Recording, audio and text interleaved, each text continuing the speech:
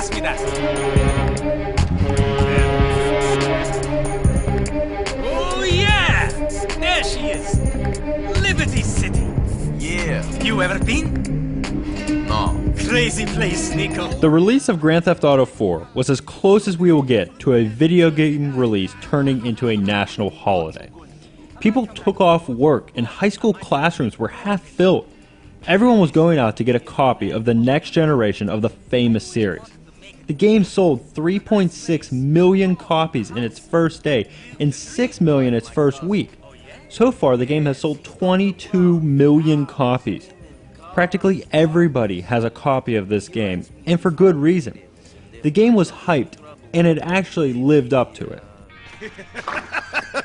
Come in, come in! Make yourself at home. What's mine is yours. Got him! Little bastard. If he paid some rent, I wouldn't care. The game was a big departure from other games in the series, with much darker and more serious themes and new gameplay changes. The game set a new standard for video games. You play as Nico Bellic, an Eastern European immigrant to the United States. He is here looking for the American dream, but the story evolves into more than just that. You will learn of Nico's dark past and the real reason he came to America. Nico is surrounded by a great cast of characters, which include his cousin Roman, his fiancée Mallory, and also the non-understandable little Jacob. Each one is voice acted really well and really bring you into the story. I come here, and the only thing big about your life is the cockroaches. That's right. I got the best cockroaches. I got the best nuts. Screw you, you idiot! Nico's story will become a part of you. One of the major changes from previous games is the combat. The game now uses cover-based shooting, which works very well and makes the combat much more interesting. You will be using the environment to work your way into areas, jumping from cover to cover. It is great to drive to an area, jump out of your car, and use it for cover until the car catches on fire and you have to move before it explodes. But the best thing about Grand Theft Auto 4 was the city itself. The game is once again set in Liberty City, but this is a Liberty City unlike any you have seen before. Never before had I felt like I was in a real city. You can tell how much care went into each and every detail.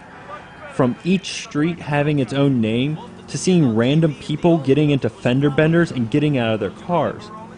All the little things add up to create a living, breathing city. Each area of the city feels very different from one another, from the industrial broker to the business district Algonquin. There are so many things for you to do if you don't feel like doing the stories. You can go to the internet cafe and use a dating site, or you can take your girlfriend bowling, or play darts with your cousin, or, my personal favorite, and take a helicopter ride and see how good looking the city really is. First me over the Humboldt River.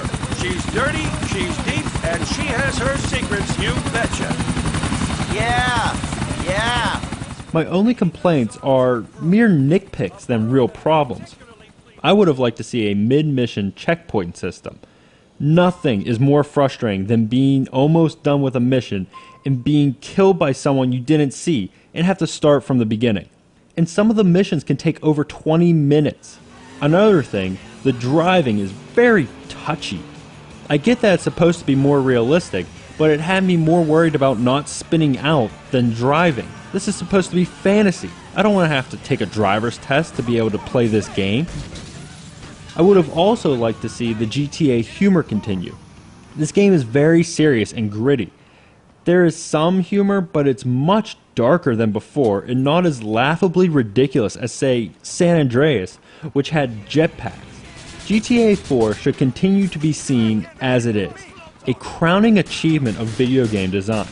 The game is beautiful, engrossing, and great to play, and should be held as the gold standard of open world games, at least until GTA 5 comes out.